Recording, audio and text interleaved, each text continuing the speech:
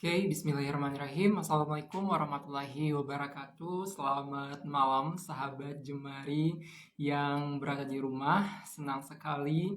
Saya Randa Putra Caniago akan memandu episode kedua dalam program Bima Sakti atau Bincang Malam seputar aksi tentang Jemari yang live pada malam hari ini.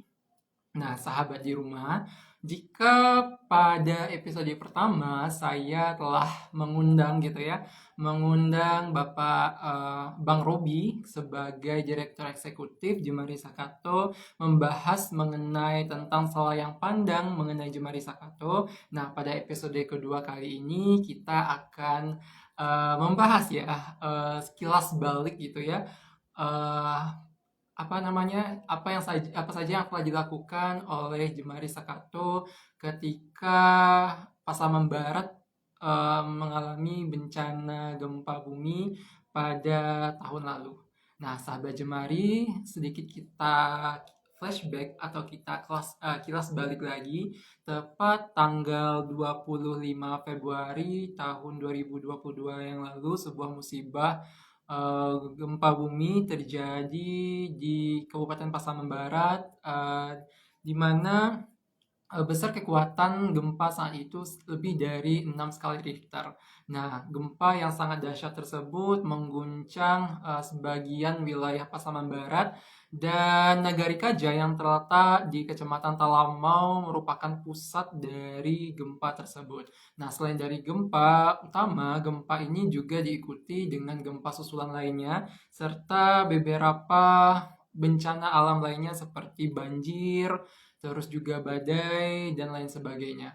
Nah, kondisi yang terjadi di Pasaman Barat saat itu mengundang banyak atensi dari berbagai pihak, berbagai instansi, dan berbagai lembaga yang berasal dari seluruh penjuru Indonesia untuk memberikan bantuan dan membantu masyarakat Pasaman Barat saat itu untuk menghadapi dan membantu mereka bangkit pasca terjadi bencana. Nah, salah satu lembaga yang ikut berkontribusi terhadap memberikan bantuan dan mendampingi masyarakat Pasaman Barat saat itu bangkit adalah Jemari Sakato. Nah, untuk itu sahabat, pada malam hari ini saya telah mengundang narasumber kita yaitu Bang Cakra Haji. Nah, saya coba dulu kira-kira apakah sudah diterima? Oke. Nah, sambil menunggu sahabat, nanti silakan sahabat bagi yang ingin bertanya boleh ditulis di kolom komentar, di kolom komentar live Instagram kita. Nah, di sini sudah masuk dan sudah bergabung Bang Cakra. Halo Bang Cakra. Halo, Randa. Oke, sudah terdengar jelas suara saya? Oke, terdengar, Randa. Oke, Abang kabarnya gimana Bang? Sekarang sedang di Padang, kebetulan sedang di sekitar Air Tawar ya. Mungkin agak jauh dari kantor. Oke. Hmm. Nah, di sini saya melihat gitu Bang ya, kita sebelum bahas ke topik utama nih, Hmm. di sini kan mungkin dari sahabat Jemari masih belum tahu kira-kira Bang Cakra ini siapa sih gitu kan. Kenapa kok sampai dijadikan narasumber untuk episode kedua kita malam ini. Ya, saya ingin bertanya nih Bang. Pertama, di bio Abang menuliskan bahwa Abang merupakan seorang humanitarian dan spesialis, ya Ya. kan? Itu kalau tidak salah ya, singkatan dari Geography Information Dan System. sistem. Oke. Jadi Ah, secara tidak langsung, apakah latar belakang pendidikan Abang berasal dari ini Bang, dari geografi? ya, latar belakang pendidikan ya kemarin itu ya S1 di Geografi, ya, salah satu universitas di Sumatera Barat. Dan Hmm. itu ya salah satu lah di jurusan geografi pada waktu itu. Dan kebetulan di jurusan geografi juga abang ilmunya juga terpakai di Jemari Sakato itu sebagai tenaga ahli JAS di Jemari Sakato. Cuman ya Sebenarnya tergantung kepada penugasan dari Jemari kepada Abang sih. Dan sekarang itu ditugaskan di humanitarian dan di AS spesialis. Oke, Hmm. berarti sahabat di rumah secara latar belakang pendidikan kita sudah tahu ya kalau Bang Cakra ini lulusan Bang ya Ya, dari jurusan geografi. geografi dan memang saat ini berfokus pada GIS. Nah Hmm. Bang, saya penasaran nih, kenapa sih dari sekian banyaknya lembaga instansi, kenapa Bang sampai memilih dan bergabung dengan Jemari? Nah, ceritanya gimana nih? Um, Sebenarnya Jemari Sekato pada masa saya kuliah itu tidak kami tidak mendengar banyak gitu ya. Tapi ada beberapa kali kegiatan yang Jemari Sekato lakukan yang Hmm. secara tidak langsung itu bersinggungan dengan atau bersentuhan gitu dengan saya dan juga teman-teman di geografi. Nah, Hmm. pada waktu itu ya ketika selesai waktu itu saya pernah bekerja di provinsi Riau pada waktu itu dan pengen rasanya ingin beraktivitas di Kota Padang. Nah kemudian pada saat yang sama Jemari Sekato sedang membutuhkan salah seorang fasilitator lapangan sekaligus tenaga ahli GIS gitu. Dan saya coba apply, ya alhamdulillah gitu ya. Kemudian Jemari Sekato memilih saya sebagai uh, calon staff pada waktu itu. Dan alhamdulillah Oke. sampai sekarang itu sudah sekitar 2 tahunan ya saya di Jember Oh, Sekarang. berarti sudah cukup lama Bang ya beraktivitas di Jemari. Berarti sekitar tahun 2020 atau tahun 2021 Bang? 2020 pertengahan berada. Oh, Ya. 2020 pertengahan. Nah, eh, kita sudah dengar ya sahabat ya, latar belakang pendidikan Bang Cakra, terus juga alasan masuk Jemari gitu ya. Nah, kita Abang diundang untuk jadi narasumber terkait dengan kilas balik Bang ya, gempa bumi yang terjadi di Pasaman Barat pada tanggal 25 Februari Ya. tahun 2022 yang lalu. Hmm. Jika sekarang tanggal 20 berarti 5 hari lagi itu Itu satu sudah tahun. hampir ya, satu Sama satu tahun tahun ya. ya. Hmm. Nah, hampir 1 tahun gempa terjadi di Pasaman Barat. Hmm. Nah, eh, saya penasaran gitu Bang ya, saya ingin bertanya gitu. Em, Abang saat pertama kali di Pasaman Barat itu ditugaskan sejak kapan sih Bang? Uh, iya, pada masa gempa itu kebetulan di kota Padang ya. Saya waktu itu dengan Hmm. teman-teman di Jemari Sekato kami berada di Kota Padang. H+1 setelah kejadian itu kurang lebih sekitar 12 jam itu pasca bencana. Bencana itu kan terjadi di sekitar jam 10 pagi ya, jam 10 menuju jam Hmm. 11 gitu ya. Nah, kemudian setiap terjadi bencana biasanya apalagi itu yang berada di wilayah tugasnya Jemari Sekato di region Sumatera Barat, Hmm. kita diamanahkan sebagai lembaga yang bertugas untuk menyiapkan situational report atau laporan terkini, laporan situasi terkini. Nah, H Hmm. plus 3 jam kita menyiapkan laporan situasi terkini yang kemudian laporan itu di asesmen secara online pada waktu itu. Kurang lebih sekitar 6 Oleh jam pasca bencana ya. Nah, oleh siapa? kemudian laporan asesmen itu kita memuat informasi-informasi kerusakan dan juga korban, Miranda. Jadi kita melakukan asesmen secara online dan juga asesmen kepada mitra-mitra kita yang berada di Pasaman Barat. Nah, pada Hmm. waktu itu kita berkontak kepada salah satu staf di BPBD Kabupaten Pasaman Barat yang mana beliau memberikan beberapa informasi yang senantiasa ini bisa dimuatkan ke dalam situational report yang akan kita ajukan gitu. Nah, ketika si situation report ini selesai, kita bawakan ini kepada sebuah laporan yang kita ajukan kepada mitra kita di nasional. Itu kita banyak mitra di nasional, ada Oxfam Indonesia, kemudian ada Save the Children, ada The Asia Foundation, ada Coca-Cola Foundation dan banyak gitu ya. Dan pada waktu itu Save the Children menanggapi gitu ya H+1 jam ketika situational report ini dikirimkan. Nah, Save the Children kemudian berkomitmen untuk menjadi mendukung gitu kegiatan Jemari Sekato di Kabupaten Pasaman Barat. Nah, setelah nih situational report yang didapatkan secara online atau hasil asesmen secara online, kita bergerak ke Pasaman Barat. Waktu itu kami Oke, berarti ditugas, langsung ya, langsung bergerak hari itu juga ya, Bang, tanggal 25. besok paginya karena prepare-nya di jam kejadian gempa di jam 11, kita bergerak di Hmm. besok pagi di jam 6-nya. Jadi H Oh, plus jam 6 subuh. 20 jam jadinya kita baru berangkat ke Pasaman. Oke, berarti dari Padang berangkat ke Pasaman Barat Ya, H+1 Bang ya, ya H plus setelah 1 baru. terjadi bencana. Oke, Ya. sebelum kita bahas lagi cerita Abang pergi ke Pasaman Barat, Hmm. nah saya ingin bertanya Bang, kira-kira berapa kali total nih Bang, berapa lama total Abang beraktivitas di Pasaman Pasaman Barat. Barat? Ya.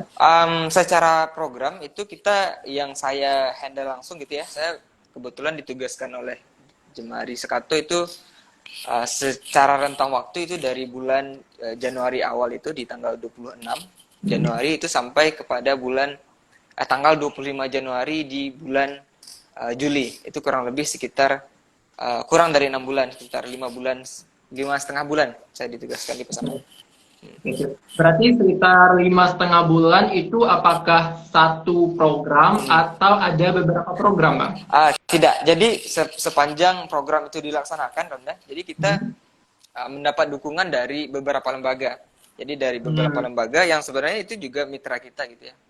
Jadi pada waktu itu pernah pada 10 hari pertama itu kalau merujuk kepada kegiatan respon bencana yang dilakukan oleh setiap organisasi masyarakat sipil gitu ya. Semisal Hmm. apakah itu ada organisasi-organisasi lokal maupun organisasi nasional, itu biasanya merujuk kepada surat keputusan yang dikeluarkan oleh pemerintahan kabupaten kota yang ada di setiap kabupaten yang terdampak.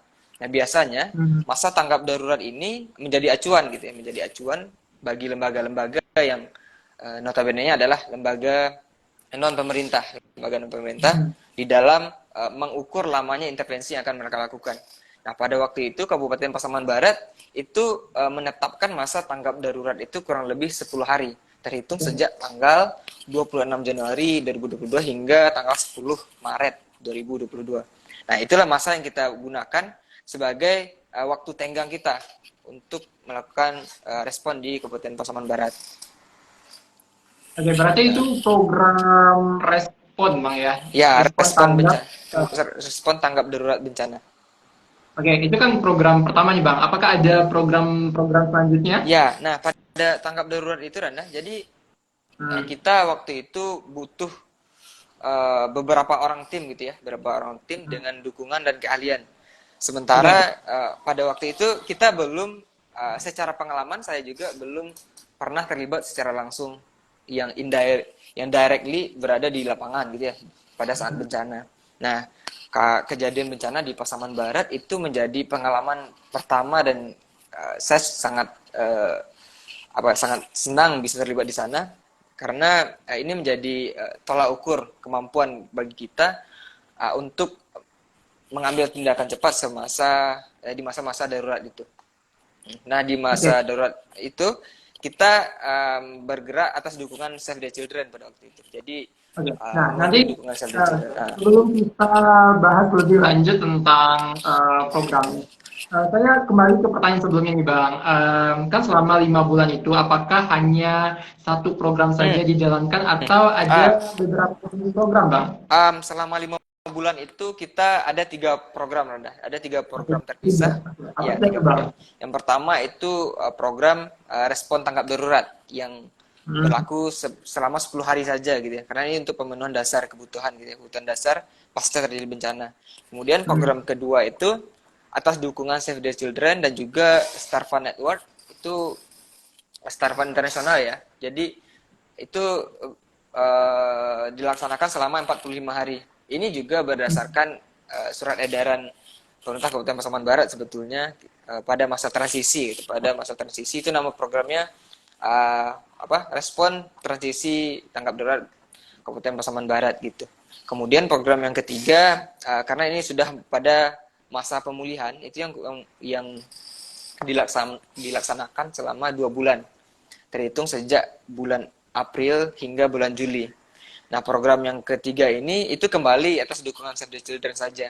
Nah, ini kita laksanakan selama 2 bulan. Nama programnya pada waktu itu adalah Building Resilience pasca Oke, di bencana sini gempa. saya sudah ini Bang ya. Oke, sip. Di sini saya sudah mengantongi ya 3 program yang Abang sudah jalankan kurang lebih Ya, sekitar 5 bulan di sana. Yang awalnya tadi adalah respon tanggap darurat bencana gempa bumi, yang kedua adalah respon transisi tanggap darurat, yang Ya, terakhir adalah building ratio ya. ya Nah, betul. sahabat, kita akan bahas ya Bang ya Nah, secara terpisah nanti ya masing-masing program ini. Tapi sebelum kita bahas masing-masing program, saya ingatkan lagi kepada sahabat Jemari yang berada di rumah, kalau sahabat Jemari ada hal yang ingin ditanyakan, boleh banget tulis di kolom komentar, nanti kita akan diskusikan bersama dengan narasumber kita. Oke Bang, baik lagi ke pembahasan ya, kita. Pertama adalah program respon tanggap darurat, itu 10 hari terhitung dari mulai tanggal 26 Februari sampai 10 Maret 2022. ya. Nah, tadi kan kita balik lagi nih Bang, ketika Abang berangkat nih dari Padang tanggal 26 Hmm. sampai di Pasaman Barat juga tanggal 26 Bang ya? Ya, tanggal 26 siang Nah, jam 10 kami sampai di sana. oke, itu Bang, bagaimana kondisi Pasaman Barat saat itu Bang, terutama di Nagari Kaja yang merupakan Hmm. pusat dari gempa bumi ini? Ya, pada waktu itu, pada tanggal 26 itu belum banyak pada waktu itu, Randa. Jadi, secara lembaga yang datang di Kabupaten Pasaman Barat pada waktu itu belum banyak. Kita dari Jemari Sekato pada waktu itu datang dengan 4 orang tim gitu ya. Dan Siapa aja tuh Bang? yang beberapa orangnya juga saya lihat hadir di live ini. Yang ada Oke. Bang Muhammad Toyib, Hmm. kemudian ada Pak Fikon, salah satu dewan di Jemari Hmm. Sekato, kemudian ada eh, Ega Nesa Maria Jayanti yang dia juga sebagai tim di sana. Ada satu Hmm. lagi itu Mbak Yuliananda yang datang kemudian di hari kedua gitu. Nah, pada saat itu kondisi di Pasaman Barat itu sangat tidak kondusif gitu ya, dikarenakan beberapa informasi yang simpang siur dan juga ini menjadi pengalaman pertama untuk Kabupaten Pasaman Barat dihadapkan dengan kejadian gempa yang bisa dikatakan cukup besar gitu ya. Cukup Hmm. besar dan terjadi tanpa ada kesiapan kapasitas gitu ya. Ada Hmm.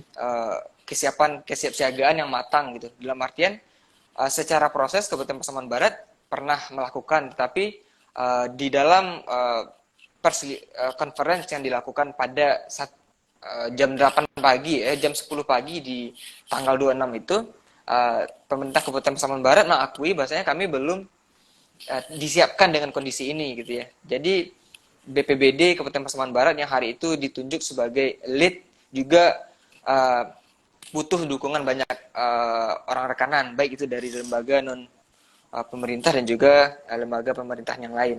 Nah, pada waktu itu yang menjadi posko utama pada saat terjadi bencana gempa adalah kantor Bupati Pasaman Barat yang dekat Ya, dengan yang di Sipampe. Ya, di Sipampe.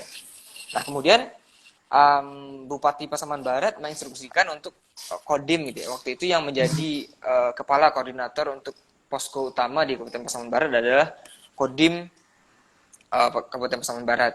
Nah, kemudian kita sebagai lembaga yang baru datang, kita juga mendaftarkan diri sebagai tim relawan yang hadir di Kabupaten Pasaman Barat. Nah, ketika terjadi diskusi yang alot pada waktu itu dengan BPBD Kabupaten Pasaman Barat, kita ditugaskan untuk mengintervensi di Jorong Limpato, kemudian Jorong Timbu Abu dan Pasalamo untuk wilayah Kajai. Oke.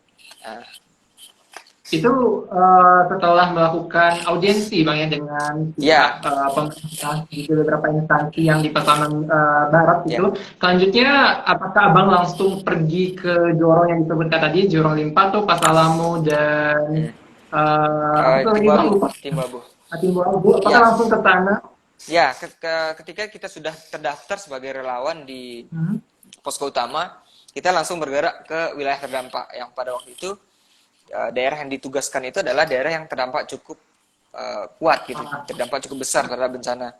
Nah, pada tindakan pertama yang dilakukan adalah sebagai bentuk tindakan respon tercepat, kita mesti mengasesmen terlebih dahulu. Nah, jadi pada saat respon bencana itu, yang paling penting didapatkan adalah data jumlah penyintas. Data jumlah Hmm. penyintas, jumlah korban secara terpilah gitu ya. Bagaimana jumlah balita, jumlah ibu hamil, dan juga jumlah kelompok disabilitas yang ada di wilayah terdampak tersebut. Kemudian pada saat asesmen itu kita sampai dimulai dari jam 12 siang hingga jam 9 malam. Kita melakukan Wow. asesmen di setiap titik pengungsian. Kemudian ini kita bagi tim pada waktu itu, bedah tim. Saya dengan Pak Fikon itu melakukan asesmen di Pasalamo, Nesa, Bang Toib itu melakukan asesmen di Limpato dan juga di tempat-tempat lainnya. Kemudian setelah dilakukan asesmen itu kita menyusun report gitu ya, dari real time report pada waktu itu kepada Save the Children, kemudian juga melakukan real time report kepada kantor di Padang. Nah, ketika selesai real time report, barulah kemudian kita menyusun strategi untuk esok hari. Yang menjadi tantangan di sana pada waktu itu adalah listrik tidak hidup gitu ya. Pada H+1 pasca kejadian listrik tidak hidup, jaringan tidak ada. Kemudian dibatasi oleh akses, macet sepanjang jalan gitu ya, dan juga ada reruntuhan rumah yang masuk ke jalan gitu. Jadi ini sangat menghambat aksesibilitas pada waktu itu. Berarti Nah, kondisi saat itu setelah H+1 ya terjadi bencana gempa, hampir sebagian besar infrastruktur dan bangunan publik serta perumahan warga juga rusak, Bang ya. ya, H+1 Ya. itu belum ada tindakan tercepat betul Anda. Jadi masih ada semacam ketakutan gitu ya, ketakutan karena ini menjadi pengalaman pertama dan terlihat jelas pada waktu itu Gunung Talamau itu kalau kita saksikan dari dekat ya, itu seolah-olah akan turun sebagian tubuhnya dan menimpa kita di sekitaran Nagari Gajah. Dan itu sangat kelihatan ada longsoran dan lahan-lahan yang terbuka di sekitaran pinggang dan juga puncak Gunung Talamau pada waktu itu. Oke. Kita balik lagi pada proses asesmen nih, Bang. Kira-kira berapa total penyintas yang sudah terdata saat itu, Bang? Ya, pada hari pertama asesmen kita melakukan asesmen di tiga titik posko utama lah di Nagari Kajai.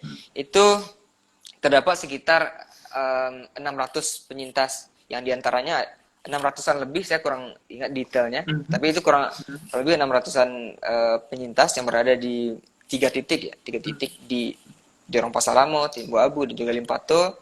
Kemudian data ini terus kita sempurnakan di hari keduanya, karena kita tidak punya cukup waktu untuk mengkoleksi data, karena ini perlu tindakan secepatnya gitu. Karena di dalam SOP yang dikeluarkan oleh Save the Children sendiri, kita perlu data pilah setiap titik posko utama, dan ini menjadi tantangan sebetulnya, kekurangan tim di H+1 itu dan juga keterbatasan akses pada waktu itu yang menjadi tantangan. Tetapi ini tidak menjadi tantangan utama gitu ya, karena kita waktu itu memberdayakan masyarakat lokal, ada beberapa orang yang menjadi penunjuk jalan lah untuk mempermudah pada proses asesmen. Nah, kemudian asesmen ini bertujuan untuk mendapatkan informasi mendasar terkait dengan apa sih kebutuhan yang masyarakat butuhkan gitu. Yang secara general sebetulnya ini adalah kebutuhan mendesak yang tidak bisa di nomor duakan gitu ya. Semacam kebutuhan NFI kalau kita sebut, ada kebutuhan non food item atau kebutuhan seperti selimut, kemudian kebutuhan seperti sabun mandi, hygiene kit, water kit, children kit, tenda, free space dan lain-lain. Itu banyak sekali pada waktu itu yang dibutuhkan. Dan ini menjadi alasan dan juga dasar bagi kita untuk memberikan dukungan dan mengajukan ini kepada Save the Children, sehingganya ini terlaksana dan terdistribusikan di paling lama itu 3 hari setelah proses asesmen. Oke, berarti proses asesmen ini berapa lama, Bang, menghabiskan waktu? Asesmen waktu itu kita targetkan paling lama 3 hari. Itu terhitung tanggal 26, 27, 28, dan 29. 28 tanggal 1 ya. Oke, sampai tanggal 29, Bang ya. Nah, selanjutnya tadi kan Abang mengatakan nih kalau tim sendiri itu kekurangan anggota tim ya untuk ke lapangan dalam hal distribusi dan juga kegiatan lainnya.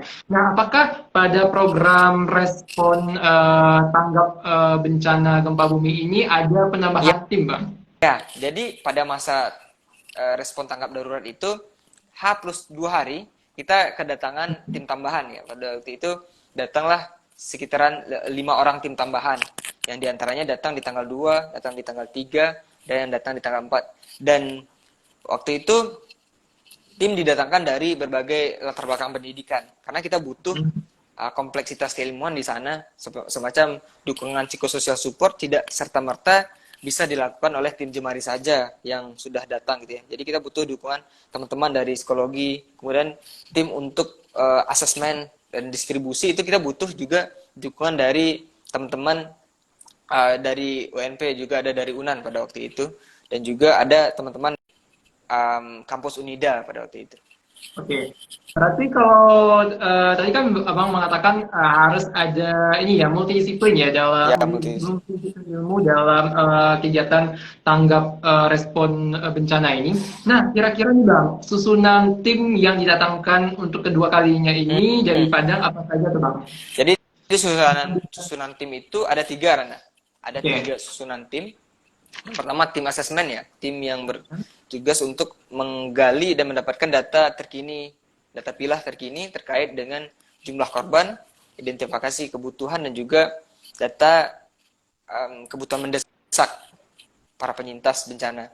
Kemudian tim yang kedua adalah Leadernya siapa Bang? Leadernya siapa?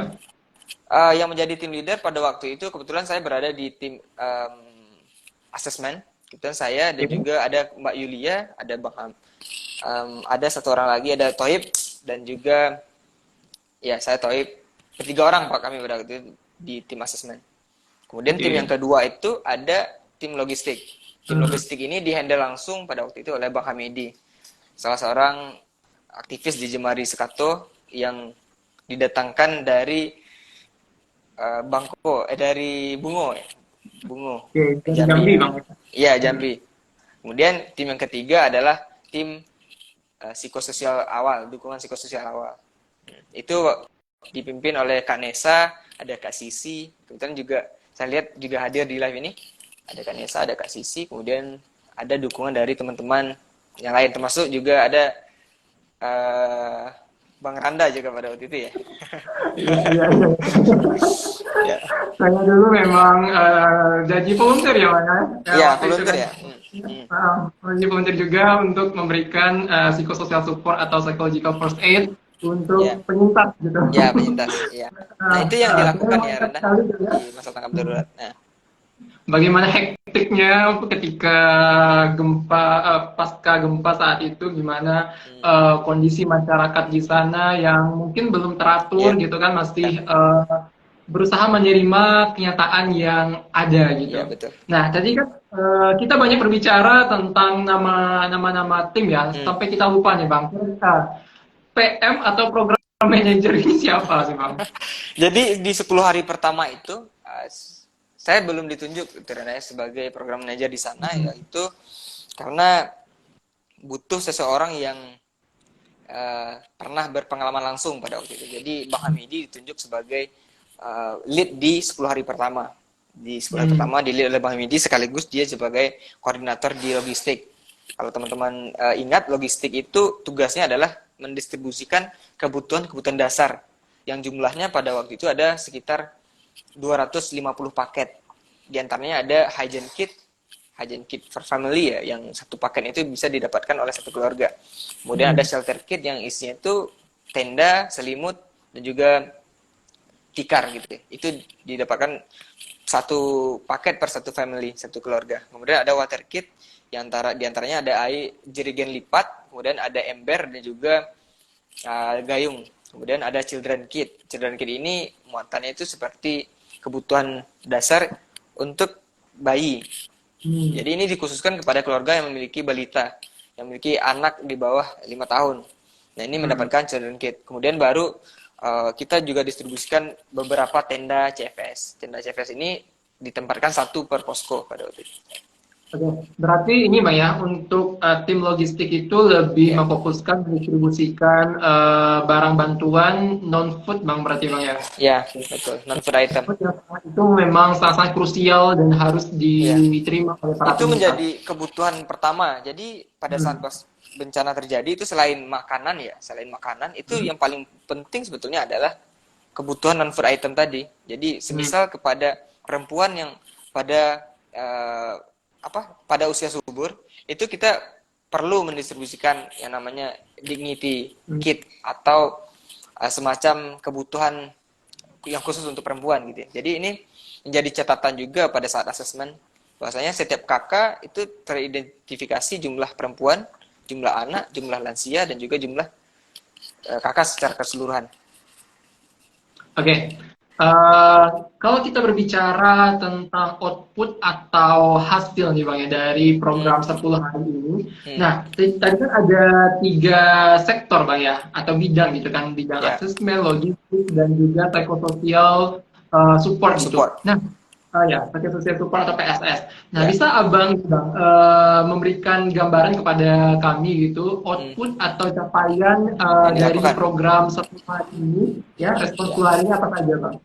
Jadi output yang disampaikan sebetulnya kita pada saat respon itu yang paling penting itu adalah kebutuhan itu sampai kepada penyintas gitu ya. Jadi ada, kalau pada masa respon 10 hari ini sangat pelik suasananya. Jadi pada meeting malam pun kami ditimpa gempa gitu ya. Jadi gempa tetap terjadi pada saat distribusi, pada saat dukungan psikososial dilaksanakan, pada saat asesmen dilaksanakan, gempa masih saja terjadi gitu. Dan ini menjadi tantangan, dan output yang disampaikan kepada donor pada waktu itu adalah jumlah jumlah beneficiaries atau jumlah penerima manfaat yang mendapatkan atau yang terdampak atau yang mendapatkan manfaat dari bantuan yang diberikan. Itu kurang lebih itu kita sampai ke 990 benef untuk 10 hari pertama. Jadi ini karena kita tidak bisa juga mengintervensi wilayah dengan totalnya ada 9 jorong ya yang dikajai itu, kita tidak 8 jorong. Kita tidak punya kemampuan untuk memberikan dampak kepada ke-8 jorong tersebut. Jadi ini perlu bagi tugas dan juga koordinasi dengan posko utama mana dan siapa saja yang melakukan respon di setiap jorong gitu. Karena sering kali terjadi pada saat respon itu semua orang datang gitu. Semua orang datang ke wilayah terdampak, baik itu komunitas, kelompok. Ada yang datang dengan berkoordinasi dengan posko utama, ada yang datang langsung kepada ke wilayah yang terdampak. Menjadi tumpang tindih informasi dan juga tumpang tindih bantuan. Jadi yang sering kali terjadi, ini juga terjadi sebenarnya nggak cuma di Pasaman Barat, tapi juga terjadi di kayak Cianjur yang kemarin terjadi gempa di beberapa bulan yang lalu. Yang mana ada suatu tempat yang mendapat bantuan sampai over capacity gitu. Jadi tidak overload. Mendapat bantuan yang cukup banyak dengan jenis yang kadang-kadang sama. Ketika satu tempat mendapat bantuan makanan, ya dapat makanan semua. Tetapi ini kadang didominasi oleh tempat-tempat atau posko-posko yang berada dekat dengan jalan utama.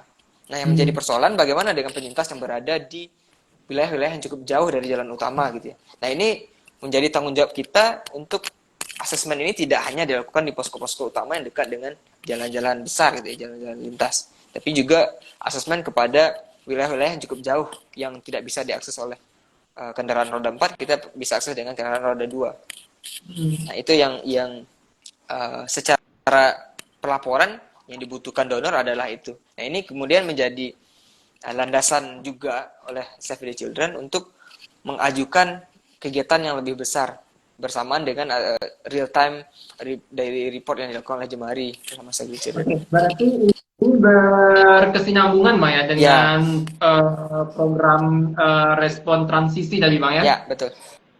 Oke, berarti memang program respon transisi ini diambil dasarnya itu dari program tanggap darurat bencana gempa Pasaman Barat. Nah, oke, kita akan bahas masuk ke program kedua gitu Bang ya, Bang Cakra. Tapi mohon ditahan dulu karena saya ingin mengingatkan kembali kepada sahabat Jemari yang berada di rumah. Jika ada hal yang ingin ditanyakan, yuk mari kita tuliskan komentar sahabat di live komentar di Instagram ini. Nanti kita akan diskusikan bersama-sama.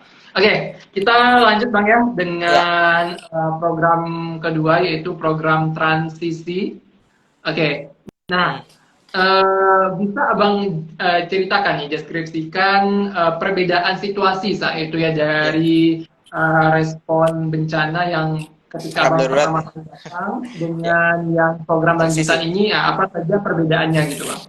Ya, yang menjadi perbedaan dasar kita berpijak juga kepada kebijakan atau peraturan yang dikeluarkan oleh Hmm. pemerintah daerah yang berupa surat keputusan waktu itu. Jadi kegiatan respon yang kedua atau tahap 2 atau kita sebut dengan respon transisi bencana gempa Pasaman Barat itu dilaksanakan atas dasar data yang kita temukan di 10 hari pertama.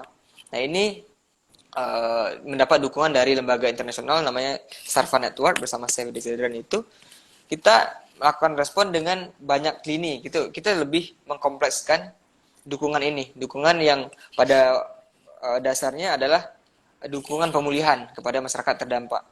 Yang kita tahu bahwasanya pada saat gempa terjadi, 10 hari pertama itu adalah masa kebutuhan untuk selimut, makan, dan tempat tinggal. Tetapi kita lupa bahwasanya di minggu kedua atau menjelang hari ke-15 yang persoalan baru muncul. Di antaranya adalah munculnya penyakit, kemudian kekhawatiran dan juga uh, ketidaknyamanan si anak-anak terutama yang berada di pengungsian yang sudah tinggal selama berhari-hari di posko dan juga penyakit-penyakit baru gitu. Nah, ini menjadi sasaran juga alasan bagi kita bagaimana menyusun program untuk masa pemulihan ini yang kurang lebih itu 45 hari itu menyasar kepada kebutuhan-kebutuhan itu tadi. Nah, kebutuhan itu yang pertama yang paling jelas sekali itu adalah dukungan psikososial yang lebih terarah gitu. Atau kita sebutnya psikososial PSS gitu. Kita bersama Save the Children juga dikapasitasi untuk melakukan dukungan psikososial dengan kurikulum yang jelas dan juga um, beberapa praktek baik yang sudah dilakukan di beberapa tempat sebelumnya. Jadi dikasih modul juga Bang ya Ya, untuk pakai ada modul yang modul apa? disiapkan yang juga itu mesti dipahami oleh tim psikososial. Nah, pada saat itu kita berikan nih tugas ini kepada ahlinya gitu ya. Jadi untuk dukungan psikososial kita butuh kawan-kawan volunteer dari psikologi. Waktu itu diisi oleh kawan-kawan psikologi UNAN ya. Kebetulan ada psikologi UNP cuman sebentar waktu itu ya Randanya. Jadi untuk 45 hari kedua itu diisi oleh kawan-kawan dari psikologi UNAN. Saya masih ingat semua nama teman-teman itu dan mungkin juga tadi sempat bergabung gitu ya. Dan ini Jadi menjadi sebutin tuh nama-namanya biar menghargai gitu Bang ya. ya menghargai ya. Nah, Waktu itu ada kawan-kawan dari UNAN, ada Fikri, kemudian ada Koim gitu ya, ada Adin, kemudian ada Abil gitu, dan juga ada perempuan beberapa orang gitu ya Randa. Kita melakukan ini sesuai dengan kebutuhan dan juga keahlian mereka. Kemudian berarti yang kedua, fokus PSS ini memang ya, memberikan dukungan ya dukungan, psikososial support Bang ya. ya. Oke. Nah, dukungan psikososial support ini diberikan kepada ahlinya gitu ya. Kemudian sama halnya ketika kita melakukan respon pada aspek kedua yaitu pemenuhan kesehatan ibu dan anak, pemenuhan kesehatan bayi dan juga wanita usia subur. Nah juga ini diberikan kepada ahlinya, yang mana volunteer yang berada di koordinator ini itu di handle langsung oleh kawan-kawan dari Jemari sebagai lead dan juga timnya adalah kawan-kawan dari kesehatan masyarakat UNAN dan juga Kesmas UNAN. Dan ini juga dilakukan berdasarkan modul dan juga kebutuhan-kebutuhan yang sebetulnya mendesak di wilayah terdampak gitu. Kemudian yang ketiga itu kita fokus kepada logistik, pendistribusian logistik dan juga wash gitu. Jadi sebetulnya sembari ini berjalan, ketika si respon pemenuhan kebutuhan psikososial dan juga kesehatan ini berjalan, kita juga melakukan kegiatan-kegiatan lain seperti pemberian atau wash. Kalau di respon bencana itu sebutnya WASH atau Water and Sanitation Hygiene. Itu pemenuhan air bersih dan juga sanitasi yang higienis untuk masyarakat terdampak.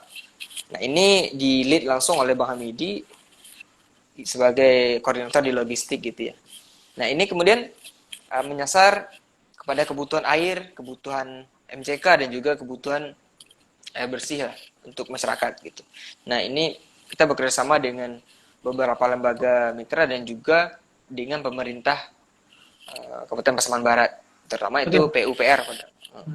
Berarti saya garis bawahi ya, setidak kalau untuk program respon transisi ini itu ada 3 atau 4 bang bidang tadi. Ya, Saya lupa. Pertama PSS, dari yang transisi kedua itu ada 5, Randa. Tapi ada 5. ya ada 5. Yang pertama tadi ada dukungan psikososial atau PSS, kemudian kesehatan ya, sektor kesehatan. Kemudian yang ketiga ada logistik. Kemudian yang keempat ada EIE sebetulnya, keberlanjutan pendidikan, atau kalau di EIE itu education in emergency gitu, keberlanjutan pendidikan di masa tanggap darurat. Kemudian yang kelima itu ada WASH itu tadi, pemenuhan kebutuhan air tadi. Ada 5. Oke. Oke, berarti ada 5 sektor bang ya. Nah, Ya, ada 5 sektor. abang, apakah abang masih ingat nih bang capaian yang sudah didapatkan dari 5 sektor ini? Dari PSS, capaiannya apa saja gitu kan? Terus dari bidang kesehatan wanita Ya. subur dan anak Hmm. bagaimana, WOS bagaimana, terus logistik bagaimana, education Emergency emergency. itu Oke, dilaksanakan ya. Nah, oke, dan logistik di itu gimana bang ya capaiannya? yang 45 hari ini saya kira ini adalah masa yang cukup pelik pada waktu itu. Jadi Kenapa kawan-kawan tuh, bang? bekerja setiap hari itu, mulai dari jam 8 sampai ke jam 6 sore gitu kan ya. Dan Iya. kita wajibkan setiap volunteer dan juga koordinator itu harus sudah balik ke base camp di jam 6 sore paling lambat. Nah, kebetulan di Oke, 45 basecampnya di di mana waktu itu bang? base camp kita waktu itu di Jalan Jati, dekat dengan jalur 32. Kalau ya kawan-kawan yang berada yang biasa tinggal di Pasaman itu pasti ingat gitu ya, jalur 32 yang menjadi jalur utama di Pasaman Barat. Nah, itu kantor kita berada di sana, atau base camp kita berada di sana selama 45 hari itu. Ya, Oke, gitu sih, Randa. berarti basecampnya memang tidak ini bang ya, tidak di Talamau, di Ya, kecamatan Talamau bang ya, tidak, tapi tidak. di Kita tidak dianjurkan untuk tinggal berada di wilayah terdampak. Karena gini, kadangkala terjadi itu adalah ketika seorang relawan itu datang ke wilayah terdampak, yang menjadi tantangan baru adalah relawan juga menjadi penyintas gitu. Kalau oke, teman-teman ingat, penyintas itu adalah orang yang perlu bantuan gitu. Jangan sampai relawan itu juga menjadi beban di sana. Nah, itu yang menjadi alasan kenapa si relawan, atau waktu itu kita dan juga lembaga-lembaga yang lain yang jumlahnya ratusan waktu itu, tidak dianjurkan untuk tinggal dan stay di sana. Jadi kita tetap kembali ke Simpang 4 sebagai tempat posko utama kita. oke. Dan ini ya menjadi catatan baik juga, karena kita perlu akses kepada pemerintah daerah. Pada setiap Hmm. harinya, biasanya pasca terjadi bencana itu perlu koordinasi dengan posko utama gitu. Jadi tidak bisa hanya bergerak sendiri. Yang menjadi ciri khas dari Jemari sepanjang saya bekerja dan beraktivitas di Jemari adalah kita selalu melibatkan dan mengikut sertakan gitu, ikut serta terlibat aktif maupun pasif dengan pemerintah daerah. Karena ini Hmm. menjadi kunci juga. Ketika kita pergi, siapa yang akan melanjutkan program ini kalau bukan pemerintah daerah gitu. Oke, saya setuju dengan hal itu bang ya, karena kita Ya, memang tidak selamanya kita beraktivitas di tempat program kita. Nah, ya, balik lagi nih bang, terkait dengan pencapaian sebelum saya potong tadi ya. Nah, pencapaiannya dari masing-masing bidang tadi apa sih bang? ya. Kalau dari kegiatan 45 hari itu, untuk dukungan psikososial itu kita melakukan kegiatan dukungan hampir di kurang lebih 20 sekolah. Jadi 20 sekolah diantaranya adalah sekolah dasar, MI, MTS, dan juga SMP. Nah, ini jumlah siswa yang terlibat dan terdampak baik itu langsung maupun tidak langsung di kegiatan dukungan sosial ini kurang lebih sekitar 3.600 siswa, dan itu Wow, dilaksanakan dalam waktu 45 hari gitu ya oleh tim psikososial. 1.600 siswa Ya, bang ya. sekitaran 3.600-an siswa yang Oh, ini terdampak. apakah sekolah itu hanya dari ini bang, dari Kecamatan Talamau atau juga Ah, di kecamatan tetangganya? khusus untuk dukungan psikososial kita tidak hanya di Talamau, tapi kita juga di Kecamatan Pasaman. Ada di Hmm. Kecamatan Pasaman beberapa sekolah, kemudian juga dominannya memang berada di Kecamatan Talamau. Itu di Nagari Kajai, dan juga di di semua sekolah yang ada di Nagari Kajai khususnya gitu. Oke. Itu kira-kira aktivitas yang secara umum, aktivitas yang dilakukan oleh tim PSSI itu apa saja, Bang? Aktivitas untuk dukungan psikososial awal itu, teman-teman bertanggung jawab untuk memastikan bahwasanya tidak ada ketakutan bagi siswa untuk kembali ke sekolah. Karena pada waktu itu gempa terjadi di bulan Februari, di Hmm. bulan Januari, kemudian di bulan Februari menuju Maret gitu ya. Nah, pada Hmm. waktu itu yang menjadi apa menjadi catatan penting pada waktu itu adalah siswa sedang berada di mid semester gitu ya. Wah, Secara nasional semua siswa di Indonesia berada di masa mid semester atau ujian pertengahan semester lah ya. Nah, ini tidak akan menjadi apa ya? Ketika wilayah terdampak atau Kajai khususnya atau kecamatan Kabupaten Pasaman Barat terdampak bencana, semua sekolah yang berada di luar Kabupaten Pasaman Barat tetap melaksanakan kegiatan belajar mengajar secara seperti biasa. Tapi ketika ini di Kabupaten Pasaman Barat ini tertinggal karena siswa dan juga orang tua juga memiliki ketakutan untuk membiarkan anaknya atau menghantarkan anaknya ke sekolah gitu ya. Nah, ini menjadi catatan bagaimana si tim psikosocial support ini perlu memberikan kekuatan mental gitu ya, kekuatan mental kepada guru maupun siswa maupun orang tua untuk yakin bahwa saya anaknya boleh sekolah. Nah, ini bagaimana caranya? Nah, ini yang kita kolaborasikan dengan tim di distribusi logistik. Nah, kita memberikan dukungan beberapa tenda dan juga dukungan kebutuhan sekolah. Ya, waktu itu kita mendistribusikan sekitar 1.000 paket alat untuk kembali sekolah. 1.000 paket ini diantaranya adalah tas, ada buku. Satu tas itu lengkap isinya, ada buku, ada pena, dan juga kotak pensil dan lain-lain gitu di dalam satu paketnya. Nah, ini didistribusikan di 8 sampai 9 titik pada waktu itu di setiap sekolah. Nah, kemudian pada saat yang sama kita juga mengajak pemerintah Kabupaten Pasaman Barat untuk berkampanye bersama gitu ya. Bahwasanya bencana itu akan tetap terjadi, yang menjadi catatan adalah kita siap atau tidak gitu ya. Nah, itu yang sering kali didengar ketika berkoordinasi dengan teman-teman di pemerintah daerah.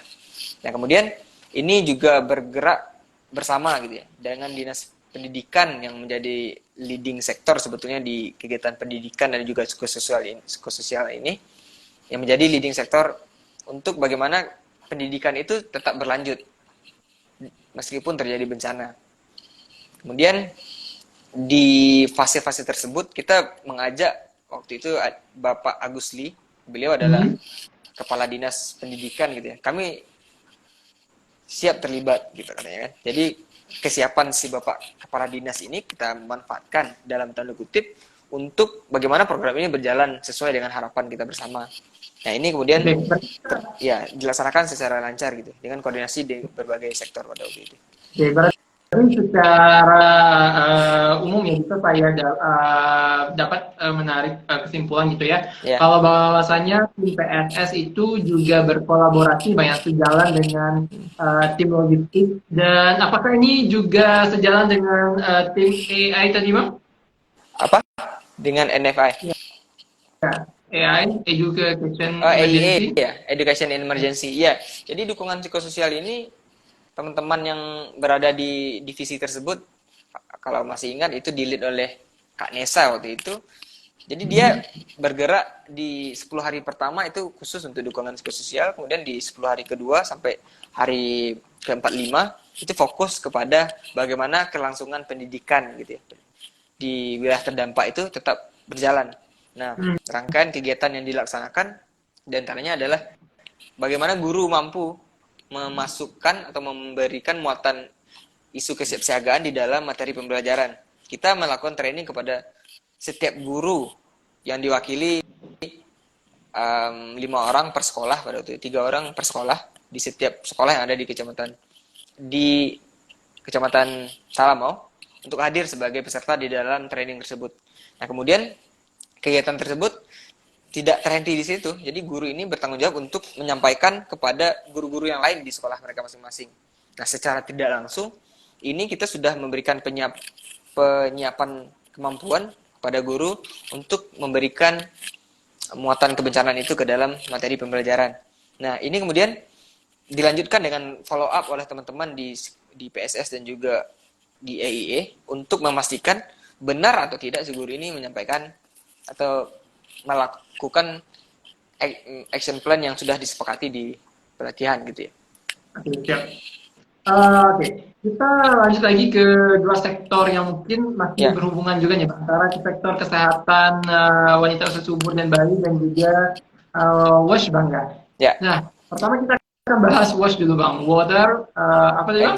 Water Water and and sanitation hygiene. Oke, water and sanitation hygiene. Itu seperti Bang bilang tadi ya, bahwasanya membangun MCK, ya Bang ya? Ya, ya menggunakan MCK. Kemudian Oke. kita memperbaiki Pamsimas. Hmm. Jadi pada saat gempa itu ada, kalau teman-teman tahu ya, di Pamsimas itu ada namanya intake. Intake itu semacam sumur penampung yang berada biasanya di hulu-hulu gitu, di hulu sumber mata air untuk Pamsimas. Atau kalau teman-teman tidak tahu Pamsimas itu semacam PDAM lah, untuk skala yang Ya. general yang lebih besar gitu ya. Nah, Pamsimas ini mengalami gangguan. Ketika Pamsimas terganggu, secara tidak langsung kebutuhan air bersih yang ada di Nagari Kaja itu juga terganggu gitu. Nah, kita fokus di sini untuk memperbaiki intake yang rusak dan juga pipa-pipa yang jumlah dan ukurannya beragam itu, bagaimana kemudian kebutuhan air bersih ini tetap sampai kepada masyarakat secara keseluruhan. Oke. Dan ini Oke, kira-kira dilakukan waktu itu berapa ya, titik Bang, kemarin, Bang? apanya? Berapa titik Nah, kemarin? intake itu Ini. kalau seingat saya ada di 3 titik. Nah, jadi 3 titik ada di Timbu Abu, ada di Pasalamo, kemudian ada di satu jorong lagi sekitar Limpato kalau itu, yang menjadi titik titik untuk fokus memperbaiki intake. Jadi ini menjadi beban yang harus kita selesaikan selama 45 hari itu. Dan juga tim yang bergerak di sini adalah tim distribusi. Lagi-lagi ini perlu dukungan dari pemerintah daerah yang waktu itu didukung oleh PUPR ya dan juga PDAM. Tetapi secara proses tetap saja kita yang mengelit itu gitu. Oke. Yang sektor terakhir nih Bang, Ya, kesehatan, ya kesehatan. Di bidang kesehatan itu apa saja yang telah dilakukan oleh bidang ini selama respon transisi ini Bang? untuk sektor kesehatan ada 2 yang kita lakukan. Yang waktu itu di-lead oleh Kak Islah Insani ya, apakah dia masih ada di live stream atau tidak. Jadi di Kita lihat ya.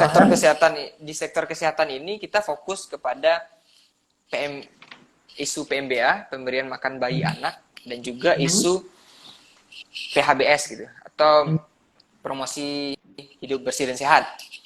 Nah, ini menjadi Ya, ada 2 isu yang digagas oleh teman-teman di sektor kesehatan, yang mana ini juga berlangsung berbarengan dengan kegiatan-kegiatan yang lain. Jadi sementara kita fokus di lini pendidikan di sekolah, kita juga fokus di posyandu-posyandu yang pada waktu itu ada 20 posyandu gitu ya. Nah, kebetulan Kak Islah Hitsani hadir ya.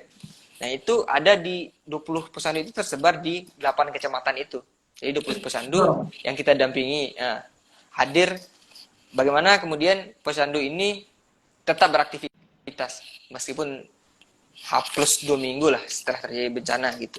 Nah, Kak Islah Insani pada waktu itu bersama teman-teman di sektor kesehatan bekerja keras selama 45 hari bagaimana posyandu ini paham gitu ya. PMBA itu kalau teman-teman tahu, PMBA itu adalah salah satu kaidah untuk pemenuhan gizi bayi. Pemenuhan gizi bayi dari sumber daya yang ada di sekitar mereka. Jadi kalau seandainya persepsi mengatakan bahwasanya kita tidak punya kemampuan untuk memenuhi gizi bayi gitu ya. Kita sedang di masa tanggap darurat bencana. Tetapi kita sebetulnya bisa memanfaatkan sumber daya yang ada di sekitar kita gitu. Tidak perlu beli bubur Permina atau Hermina atau apa namanya untuk kebutuhan bayi, tapi juga bisa dari sumber daya lokal yang ada. Semisal ada umbi-umbian, ada bayam dan lain-lain. Nah, itu yang disampaikan oleh teman-teman di PSS di sektor kesehatan untuk masyarakat aware dengan kebutuhan itu ada kok di sekitar mereka gitu. Nah, kemudian isu yang kedua itu ada PHBS, bagaimana promosi kesehatan itu tetap menjadi poin penting ketika proses-proses kehidupan masyarakat dilaksanakan. Karena kita sadar di masa bulan-bulan Februari Maret itu kita masih di masa pandemi gitu ya. Jadi perlu kebiasaan yang berubah ditambah dengan kondisi pasca bencana gitu. Nah ini perlu kita yakinkan bahwasanya kegiatan pemenuhan promosi kesehatan itu tetap harus menjadi perhatian utama bagi masyarakat untuk mengurangi risiko-risiko berikutnya gitu. Oke. Eh, Kalau untuk program kedua ini Ya, lebih mempersiapkan masyarakat gitu, Bang, ya, ya untuk secara melaksanakan ini dari apa namanya dari pasca bencana yang masih belum teratur gitu kan, ya, menuju yang kehidupannya lebih tertata kembali ya kita seperti kembali. sedia kala gitu. Oke Bang, terakhir nanti kita akan bahas lagi ya program Building Resilience. Ini program terakhir yang Abang Cakra lakukan. Tapi sebelum kita masuk ke sana, saya ingatkan kembali kepada para sahabat Jemari di rumah, jika ada hal yang ingin ditanyakan, yuk silakan tulis di kolom komentar. Nah, kita tetap semangat dulu gimana Bang? Boleh nih audiens juga bisa. Oke, ya, kita terus kembali flashback ya, Ya, ketika terjadi saat program kemarin itu kan saya juga merupakan tim PSS ya. Oke, kita tepuk semangat sekali dulu gimana Bang Cak? coba Rada silakan delete. Oke ya, oke. Iya. Tepuk semangat, sir. Se Semangat. ingat. Ya. Ini mungkin Semangat. terkesan ya, mungkin ini terkesan lelucon gitu ya Randa, Iya. tetapi ketika kita berada di masyarakat, maksudnya mereka butuh Hmm, ini gitu kan. Mereka butuh iya. suasana baru yang mereka sudah lama tidak temukan gitu, apalagi pasca Hmm. bencana gitu ya. Walaupun ini kelihatannya agak konyol, tetapi kalau teman-teman terlibat ini sangat apa ya? Kita pun ikut terbawa dengan suasana tersebut. Ah, ah. Ya, Ini kita Kak Islah udah ini. iya, Sisi juga kemarin, Kak Ista ini juga kemarin sebagai tim PSS ya Bang ya, Ya, waktu program di respon 10 hari seperti pertama ya. apa ya? Oke. Nah, kita ini Bang lanjut ke program terakhir yaitu program Building Resilience. Itu berapa dari tanggal berapa kira-kira dimulai program Building Resilience ini dan kenapa sih program Building Resilience ini harus dilaksanakan saat itu Bang? Oke. Program Building Resilient itu program ketiga ya Randa. Program ketiga yang Hmm. kebetulan juga diamanahkan oleh Jemaris Kata untuk ngelit di sini. Di program Hmm. Building Resilient ini kita fokus kepada pemenuhan apa ya? Pemenuhan kebutuhan tersier lah. Dan Ya, juga ini ya. bagaimana ya kebutuhan ini juga sebetulnya adalah bagaimana keberlanjutan program, karena kita tahu dukungan program itu tidak akan selamanya ada di Nagari Kajai. Tidak akan Hmm. sampai setahun 2 tahun kita bisa berada di sana. Bagaimana kita melakukan atau menyiapkan Kabupaten Pasaman Barat untuk melanjutkan program baik ini gitu. Nah di building resilience atau kalau bahasa Indonesia kan membangun ketahanan gitu ya. Bagaimana Hmm. di Pasaman Barat itu tidak hanya habis saja gitu ya. Pasca kegiatan atau pasca proses respon dilaksanakan, semua orang pulang. Semua lembaga Hmm. pulang ke asal mereka gitu. Dan kita tidak memungkiri, kita pun juga akan pulang. Terbukti Hmm. itu di bulan Januari kita juga pulang gitu. Nah bagaimana di sisa-sisa 2 bulan ini kita memberikan harapan baru kepada Kabupaten Pasaman Barat bekerja sama dengan pemerintahan kabupaten untuk menyiapkan segala macamnya gitu. Nah, di building resilient ini kita bisa dikatakan program ini adalah program yang cukup santai, tetapi Hmm. juga dikejar dengan waktu sebetulnya. Ada waktu kita 2 bulan untuk menyiapkan Kabupaten Pasaman Barat, baik dalam hal bentuk kegiatan di level komunitas, diantaranya ada sekolah, ada posyandu gitu ya, ada pemerintahan nagari dan lain-lain. Juga bagaimana kita menyiapkan payung hukum di level kebijakan atau di level kabupaten. Dan di level kabupaten kita Bang ya. ya kita mengajukan waktu itu ada 2 rancangan perbub atau ran perbub untuk bagaimana Kabupaten Pasaman Barat bisa tangguh gitu. Ran perbub yang Hmm. pertama itu di-lead oleh Dinas Pendidikan, yaitu Hmm. Perbub Satuan Pendidikan Aman Bencana. Nah, Pak Agus PAB. Lee, ya SPAB itu Pak Agus Lee sebagai Kepala Dinas Pendidikan menyambut baik hal ini dan juga ini selaras dengan instruksi dari Kementerian Pendidikan. Nah, ini kemudian dilaksanakan selama 2 bulan, bagaimana penyiapan di level sekolah untuk menyiapkan dokumen kesiapsiagaan, kemudian menyiapkan kapasitas warga sekolah. Kalau teman-teman tahu, warga sekolah itu adalah siswa, guru, baik itu satpam, baik itu masyarakat yang berjualan di sekitar sekolah, itu termasuk kepada warga sekolah. Semuanya mesti terlibat dan paham dengan isu kesiapsiagaan ini. Kemudian juga pembudayaan simulasi di sekolah, simulasi kebencanaan. Ini juga dilaksanakan di waktu 2 bulan tersebut, gitu Randa. Oke, apa ini Bang, sektor atau bidang yang dijalankan saat building resilience ini masih sama dengan pada program transisi kemarin? Sektor yang dilaksanakan itu hampir sama, tetapi ada yang membedakan, maksudnya kita fokus kepada penyiapan gitu. Ada handover program dari kita sebagai tim program kepada pemerintah Kabupaten Pasaman Barat. Kita melibatkan pemerintah kabupaten yang diantaranya ada tersebar di berbagai macam OPD gitu, berbagai macam OPD yang ada di Kabupaten Pasaman Barat. Di antaranya ada Dinas Pendidikan, Dinas PU, kemudian ada Dinas Pemberdayaan Masyarakat dan Nagari atau DPMN gitu ya. Kemudian ada DP2KB P3A, Dinas Perlindungan Anak, kemudian ada Dinas Kesehatan yang sudah terlibat di sejak awal, dan juga Dinas Sosial. Banyak di antaranya dinas-dinas itu kita libatkan, dan mereka tahu bahwa program ini masih berjalan, walaupun pada waktu itu tidak banyak lembaga yang bertahan di sana, dikarenakan keterbatasan waktu dan juga anggaran itu tadi. Nah, kemudian pada waktu itu kita juga menyiapkan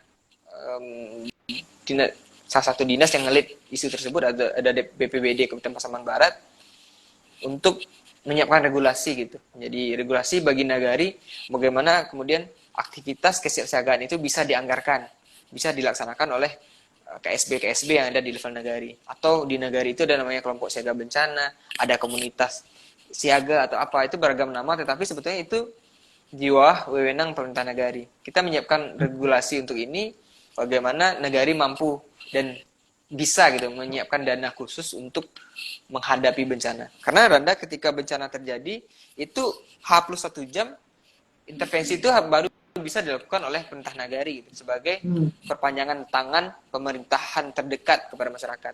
Barulah nanti kemudian beberapa jam kemudian pemerintahan kabupaten ataupun provinsi bisa datang gitu. Makanya yang paling penting disiapkan di sini adalah nagari itu siap. Nagari bisa mampu gitu secara keuangan dan juga kelembagaan, mampu untuk mentanggulangi ini secepat mungkin dan sedini mungkin, sebelum nanti kemudian bantuan dari pemerintah kabupaten datang dan juga dari lembaga-lembaga lain gitu. Oke, memang kalau kita lihat ya Maya, dari awal Jemari Sakato pergi ke Pasaman Barat melakukan asesmen, terus juga pada sampai program akhir ya Building Resilience, bagaimana Jemari Sakato melakukan fasilitasi gitu ya, mempersiapkan pemerintah nagari, masyarakat sekitar di sana, dan beberapa lembaga serta para stakeholder yang nantinya akan melanjutkan ya apa yang telah dilakukan oleh Jemari Sakato selama beraktivitas di Pasaman Barat, terutama di Kecamatan Tawamaujo sendiri.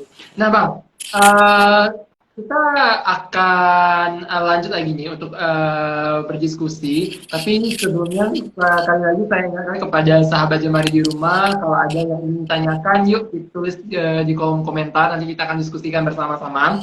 Nah, untuk Bang Cakra, kita balik lagi kepada Bang Cakra, gitu ya. Lebih sekitar 5 bulan ya beraktivitas di Pasaman Barat. Tentunya Abang sedikit banyaknya sudah mengenal gitu kan, bagaimana dinamika masyarakat di sana, karakter masyarakat di sana.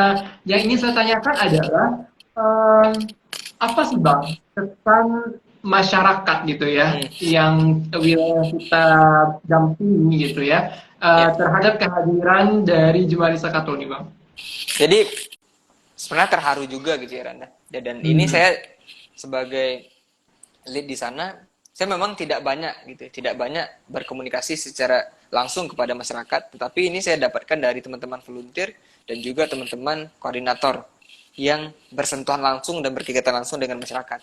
Pada waktu itu, kalau teman-teman bisa lihat, mungkin bisa dicek di recordnya postingan atau website Jemari.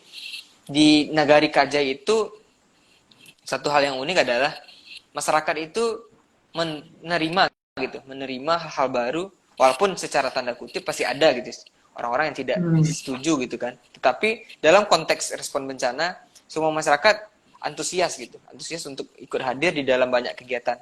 Terkadang memang kegiatan ini adalah kegiatan yang kesannya adalah membosankan, tetapi bagaimana kebutuhan akan kemampuan dan peningkatan kapasitas itu tetap ada. Semisal ketika dilaksanakan kegiatan PMBA atau sektor kesehatan itu tadi. Yang hadir di sana adalah ibu-ibu gitu.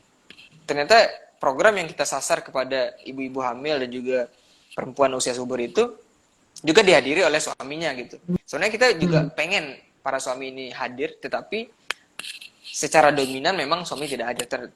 Dalam beberapa kegiatan itu ada kok suami-suami yang hadir gitu, mendampingi istri-istrinya untuk ikut di dalam bagaimana penyiapan makanan yang sehat dan aman bagi bayi dan anak.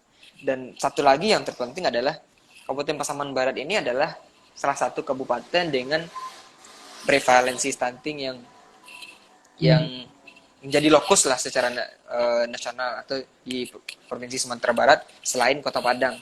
Nah, ini juga menjadi perhatian bagi kita bahwasanya dalam tanda kutip kita perlu memperhatikan kebersihan air dan juga sanitasi ini. Nah, masyarakat dan juga pemerintah nagari itu sangat bertanggung jawab kepada kita gitu dalam hal setidaknya ikut serta gitu, tidak memberikan tantangan yang lain selain ketika proses kita pendampingan.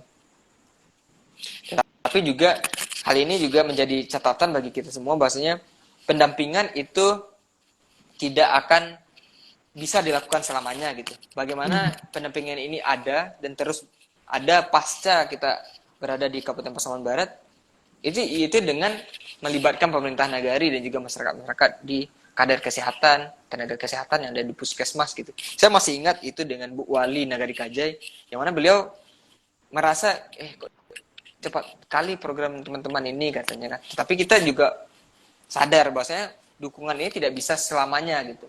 Selama program-program pemberdayaan, begitu juga yang mungkin kita pernah lakukan di beberapa tempat di kabupaten kota, di Kabupaten Pasaman Barat itu, di Provinsi Sumbar itu, kita jujur tidak bisa melakukan kegiatan itu sepanjang tahun gitu kan.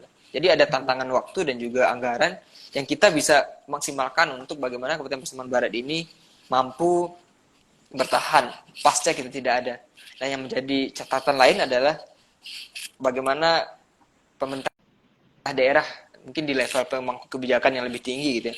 Waktu itu kami sering berdiskusi dengan teman-teman atau bapak ibu kita yang ada di sekretaris daerah di Sekda dan juga asisten 1 bagian ekonomi dan pembangunan waktu itu.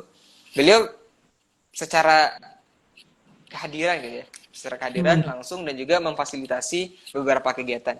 Ini menjadi catatan baik juga bagi kita dan sampai saat ini saya juga sering berkomunikasi dengan bapak-bapak dan teman-teman yang ada di Kabupaten Pasaman Barat, terkhusus mungkin bapak ibu yang berada di BPBD, Dinas Pendidikan, DPMN dan lain-lain itu. Oke, bisa saya tarik kesimpulan Bang ya. Memang dari pertama kita Jemari datang ke sana, Ya. terus memang respon masyarakat di sana terbuka Bang ya, baik itu dari masyarakat maupun dari beberapa stakeholder juga sangat mendukung kita berprogram di sana dalam mendampingi masyarakat Pasaman Barat ketika menghadapi situasi pasca terjadi bencana. Nah, kesan pribadi Abang nih, selama 5 bulan di sana itu seperti apa, Bang? Kesan pribadi, kebetulan itu merupakan hari pertama ya, ketika saya datang di H+1 itu di tanggal 26 Februari itu adalah hari pertama saya datang ke Pasaman Barat.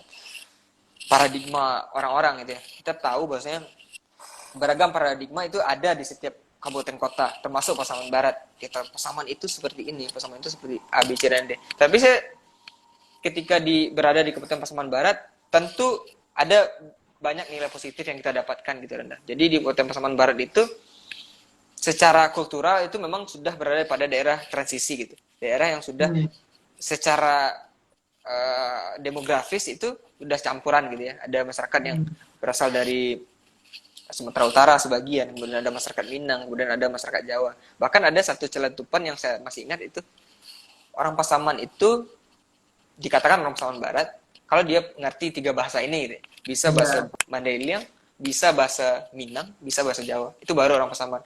Nah, keheterogenan ini ada di sana gitu kan. Dan saya menemukan di sana tidak ada semacam konflik etnis gitu. Tidak ada konflik entitas atau yang ada di sana.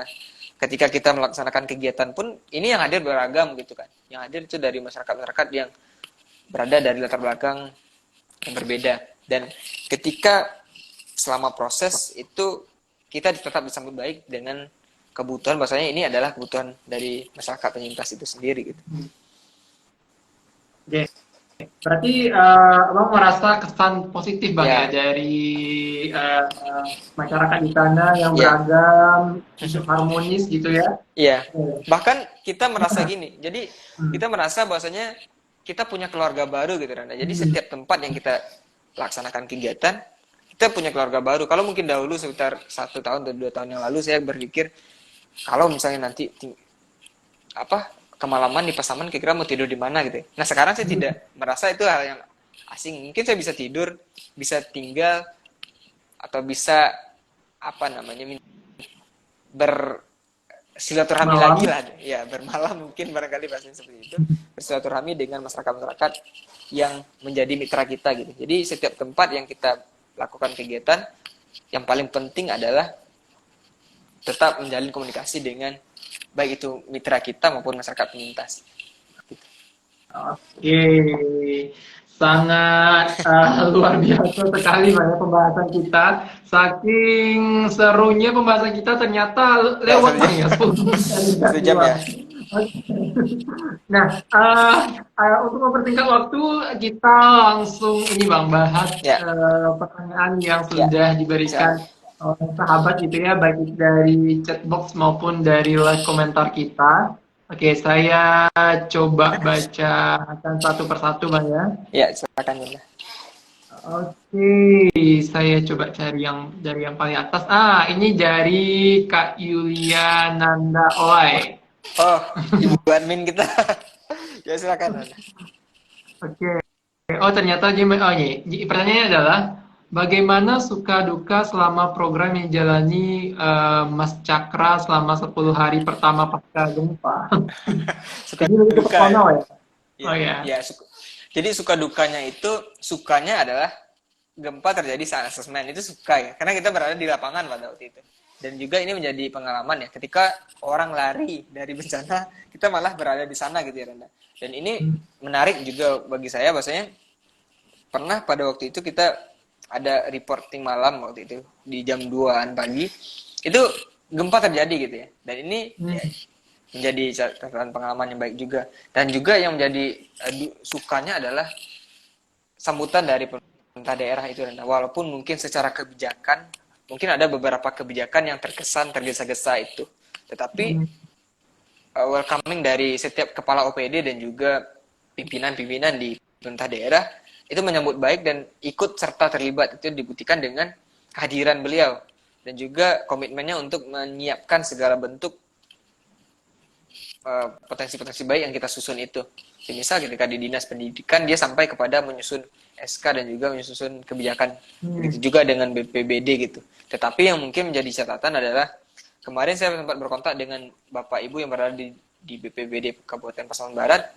Kita terkendala di legalisasi dan harmonisasi kebijakan gitu. Tapi ya kita menyadari bahwasanya kita melakukan dukungan itu tidak selama program-program yang pernah kita lakukan sebelumnya. Semisal ketika kita melakukan dukungan di program Setapak yang dilakukan oleh Bang Abdullah Taib dan Kak Nisa dan CS itu di Kabupaten Agam dan juga Tanah Datar, itu bisa dilaksanakan satu program yang panjang gitu. Jadi kita tidak memiliki waktu yang panjang seperti itu, sehingganya perlu komitmen itu dari pemerintah daerah. Dan saya kira ini menjadi suka maupun duka ya. Dukanya ini belum sampai kepada tahap legalisasi. Saya kan berharapnya pasca kegiatan itu kita bisa menyasar lebih cepat gitu ya. Tapi ya kembali itu tadi, ketersediaan waktu dan juga anggaran juga membatasi kita untuk berprogram di sana. Kemudian suka dukanya di 10 hari itu secara pengalaman itu menjadi pengalaman pertama saya menjadi tim asesmen yang langsung ya. Walaupun secara tidak langsung saya pernah terlibat di beberapa kegiatan bencana itu secara tidak langsung gitu. Seperti di Mamuju, Majene kemarin yang di Sulawesi itu. Tapi yang secara langsung itu menjadi kegiatan pertama. Sukanya kita selalu dihadirkan dengan konflik internal gitu, bukan konflik of interest ya, tapi konflik internal antara kita dengan satu tim yang lain gitu. Tetapi ini tetap bisa diselesaikan menjelang diskusi evaluasi di malam hari gitu sih Randa. Ya. Memang itu adalah hal, bagi saya, menurut saya itu adalah hal Ya, yang wajar sih Bang ya.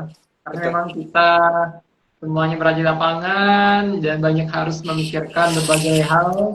Tapi poin terpentingnya adalah resolusi konflik tadi, bagaimana cara problem solving ketika kegiatan tersebut gitu. Nah, selanjutnya ada pertanyaan dari Bang Arif Rahmatillah 30. Iya, Oke, silakan. pertanyaannya adalah, halo selamat malam Mas, saya ingin bertanya Mas, kenapa kesehatan itu hanya fokus terhadap anak usia dini?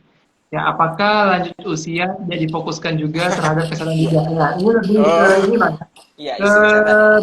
kesehatan ke tadi ya. Ya. Oke, kenapa kesehatan itu kita hanya fokus di anak bayi saja katanya. Hmm. Oke. Benar tadi ya Bang Arif, kalau masih hadir di live ya, silakan raise hand ya. Jadi pada saat terjadi bencana gitu ya, yang paling terdampak besar itu adalah anak-anak. Jadi anak-anak menjadi kelompok kelompok umur yang menjadi yang terdampak besar gitu. Misal ketika terjadi bencana di Kajai itu, apalagi ya bencana di Kabupaten Pasaman Barat itu merupakan salah satu bencana yang terjadi di jam sekolah. Artinya semua siswa berada di sekolah mereka masing-masing. Yang menjadi nilai syukur juga bagi kita pada waktu itu adalah gempa itu terjadi 2 kali gitu. Hmm. Gempa pertama dengan kekuatan yang lebih kecil gitu, sekitaran 4 skala Richter. Kemudian terjadi gempa kedua yang cukup besar yang meluluhlantakkan Kabupaten Pasaman Barat itu. Gempa kedua inilah yang menyebabkan banyaknya kerugian material dan non material itu. Nah, yang menjadi karakteristik mendasar sebetulnya adalah tidak banyak kejadian bencana di Indonesia khususnya itu terjadi di jam-jam sekolah. Semisal ketika bencana gempa di Padang pada 2009 itu tidak terjadi di jam sekolah gitu. Kemudian gempa Aceh dahulu itu tidak terjadi di jam sekolah gitu ya Randa. Nah ini yang menjadi catatan di Pasaman gempa terjadi di jam sekolah. Yang mana sebetulnya ketika gempa ini terjadi kesiapan guru itu bagaimana gitu. Nah gitu juga dengan kenapa kemudian kita fokus kepada anak dan orang tua gitu. Nah kita sebetulnya ada 3 kategori di dalam menentukan siapa yang akan menjadi benefit utama kita gitu. Nah kita melihat dari hasil asesmen adalah anak-anak terdampak jauh lebih besar ketimbang orang-orang tua. Tetapi di dalam proses respon bencana kita juga memberikan perhatian khusus kepada orang-orang tua yang tergolong kepada kelompok yang terdampak lebih besar itu. Semisal ketika kita menyiapkan NFI, itu ketika ada orang tua di dalamnya itu akan diberikan jumlah yang lebih ketimbang keluarga yang hanya ada anak-anak ataupun kelompok anggota keluarga yang umurnya di atas 18 tahun sampai ke 60 tahun gitu Randa. Berarti seimbang Bang ya Ya, antara kelompok anak-anak maupun kelompok ya, lanjut usia Bang ya dalam ya betul. pemberian intervensi gitu kan. Oke. Tapi juga dukungan psikososial waktu itu kita juga sampaikan kepada anak-anak dan juga orang tua pada waktu itu. Hmm. Oke, berarti porsinya kalau menurut saya ini sudah sesuai dengan kebutuhan masing-masing tentunya Bang ya. Ya, Nah, selanjutnya ini ada beberapa pertanyaan nih Bang yang ya. terpilih ya dari kolom chatbox yang sudah kita posting di Snapgram pagi Hari ya, tadi. oke. Hari ini. Di sini saya akan bertanya kepada Bang Cakra pertanyaan dari Bang underscore Harley. Beliau bertanya apakah semua bantuan yang diberikan oleh Jemari, distribusikan oleh Jemari Sakato itu benar-benar sampai pada orang yang membutuhkan, Bang? Oke. Pertanyaan Bang siapa Randa? Bang Dari Bang Bang Harley. Harli ya. Apakah itu sampai kepada orang yang membutuhkan ya? Oke. Iya. Jadi ada perbedaan sebetulnya, perbedaan pendekatan ketika respon itu dilakukan oleh banyak lembaga gitu. Jadi kalau Hmm. yang kita biasa lakukan bersama Save the Children itu, kita perlu data awal gitu, atau asesmen awal, yang mana kita mengidentifikasi secara terpilah ini calon beneficiaries kita ini berapa orang, jumlah kakaknya berapa, di mana saja, balita berapa, orang tua berapa gitu. Kenapa kemudian asesmen itu dilakukan 3 hari? Itu karena itu kita tidak ingin bantuan yang kita berikan itu tidak sampai kepada orang yang betul-betul membutuhkan gitu. Nah pada 3 hari pertama itu sebetulnya adalah kegiatan kunci yang menjadi fondasi lah ketika kita menyusun jumlah pendistribusian mau kemana saja itu berdasarkan data asesmen 3 hari tadi. Jadi saya kira selama proses ini atau proses yang dilakukan di Kabupaten Pasaman Barat itu, walaupun kita menyadari ya tidak akan 100% sampai kepada siapa yang membutuhkan, tapi setidaknya kita sudah berusaha menyiapkan basis data yang sesuai dengan kebutuhan, sehingga ini menjadi tolak ukur di dalam proses distribusi NFI khususnya di Kabupaten Pasaman Barat. Oke, berarti meskipun ini Bang ya belum sempurna gitu, setidaknya Ya, kita betul. sudah berusaha untuk mendekati Ya, kesempurnaan untuk melakukan pendistribusian. Nah, sebenarnya masih banyak pertanyaannya Bang Cakra ya, yang ada, baik itu di live komentar maupun di chat box gitu. Tapi sangat sayang sekali sahabat ini sudah lewat lebih dari sejam. 20 menit. Oke. Karena memang saking serunya diskusi kita malam hari ini. Tapi ada satu pertanyaan terakhir nih Bang, Ya, yang silakan. mungkin bisa Bang jawab. Ini pertanyaan dari Kak Isla Islah atau Insani, Isla Insani posisi. ya.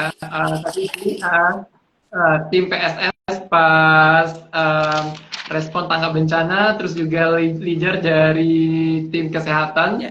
ya pas respon transisi. Nah, beliau bertanya nih Bang, kira-kira kesan bagi Bacakara terhadap posko di Pasaman itu gimana, Bang?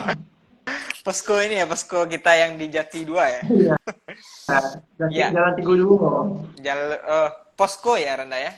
dari posko. Oke. Jadi posko itu kan dipilih dengan sebenarnya alasannya geografis dan juga alasan apa ya, strategis atau enggak gitu ya. Yang kita memilih di sana itu karena dekat dengan pemerintahan daerah dan juga dekat Hmm. dengan kebutuhan logistik tim kita sendiri gitu kan. Nah, kita sebenarnya Hmm. ya pada saat respon itu kita tidak boleh menelantarkan tim gitu. Artinya dalam catatan kita harus penuhi kebutuhan tim kita terlebih dahulu baru kita membantu orang. Nah, pernah saya mendengar satu istilah ya, bahasanya misal ketika terjadi kecelakaan pesawat, teman-teman harus atau kita harus memasang masker oksigen kita terlebih dahulu. Baru kita Hmm. masang masker oksigen untuk anak kita gitu. Nah, kalau secara naluriah pasti orang tua akan memasang masker oksigen untuk anaknya ya. Tetapi secara kaidah yang paling benar itu adalah kita memasang oksigen untuk kita terlebih dahulu. Sama halnya ketika terjadi bencana, kita harus penuhi kebutuhan tim kita terlebih dahulu gitu ya. Nah, kemudian ini menjadi alasan bagaimana kita memilih tempat tinggal dan juga posko. Kenapa kemudian posko itu kita bagi dua ya, satu untuk gudang, satu lagi untuk kantor gitu ya, kantor Hmm. untuk diskusi tim gitu. Dan juga kita ada tempat tinggal khusus untuk volunteer yang dan juga koordinator yang perempuan dan juga koordinator yang laki-laki gitu. Dan kesannya Hmm. ya ini sangat apa ya? Ini menjadi kayak rumah kita ya selama 5 bulan terakhir, 5 bulan yang lalu di Kabupaten Pasaman Barat dan tentu banyak catatan-catatan di sana. Kalau misalnya suatu waktu kita lewat di sana pasti teringat bagaimana aksi-aksi kemanusiaan yang teman-teman lakukan di sana di 2022 itu. Berarti sangat berkesan Bang Ya, ya. Saking kesannya sampai Bang Cakra mengeluarkan statement rumah ya, kita gitu. rumah kita. Oke. Eh, ketika saya coba lihat dulu, oke, sekarang jam menunjukkan 21 lewat tiga Tiga puluh tiga. tiga menit, berarti sudah lewat Bang ya Ya, 23 dari menit. rencana kita karena memang saking serunya diskusi Ya. bincang malam kita hari ini.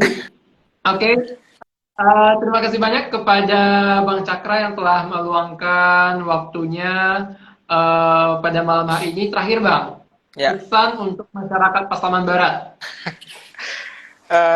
Apa ya? Untuk masyarakat Pasaman Barat, semoga di tahun ini genap 1 tahun ya. Kita menghadapi bencana, semoga kembali pulih seperti sedia kala. Dan juga tentu kesiapsiagaan tetap harus ada di setiap aktivitas di masyarakat gitu. Dan terima kasih Pasaman Barat. Oke. Terima kasih juga kepada Bang Cakra dan teman-teman volunteer dan juga tim yang sudah mendampingi ya Kabupaten Pasaman Barat dari program Respon Tanggap Bencana, program transisi hingga building resilience. Semoga apa yang telah dilakukan oleh teman-teman volunteer di sana, Bang Cakra maupun tim dari Jemari Sakato, semoga bermanfaat dan terus berlanjut diterapkan oleh masyarakat di sana dan tentunya insya Allah menjadi amal jariah ya Pak ya bagi abang teman-teman volunteer dan juga tim lainnya Oke. gitu. Nah, oke, terima kasih banyak Bang Cakra Ya. atas kesempatan yang luar biasa ya bincang malam kita hari ini dan juga para sahabat Jemari yang berada di rumah, terima kasih banyak sudah menonton live Instagram ini lebih dari 1 jam. Semoga apa yang kita bincangkan malam hari ini dapat menjadi pembelajaran dan dapat menjadi bermanfaat ya bagi kita semua termasuk saya sendiri. Mohon maaf jika ada kesalahan dan hal-hal yang kurang mengenakan. Saya akhiri. Terima kasih banyak. Wassalamualaikum warahmatullahi wabarakatuh. Nah, Bang Waalaikumsalam Cakra, warahmatullahi wabarakatuh. tutup kita boleh salam jemari dulu Bang Cakra. Ya, silakan dipimpin Anda. Ya. Oke. Oke, ini Bang ya. Salam Ya. Jemari for better society. Oke. Gitu. Oke, itu Bang ya. 1, 2, 3. Salam Jemari for better society. Society. Oke, thank you so much dan sampai jumpa lagi sahabat. Terakhir jangan lupa follow, like, share dan juga komen di akun-akun media sosial Jemari Sakato baik itu Instagram, Facebook maupun YouTube. Apalagi sekarang Jemari sudah ada program Jemari Podcast yang Maya Ya, betul. yang membahas berbagai isu yang menarik dengan para pakar dan narasumber yang luar biasa. Sekian, terima kasih. Wassalamualaikum warahmatullahi wabarakatuh. Selamat beristirahat dan sampai jumpa. Jangan lupa bahagia. Oke. Yo.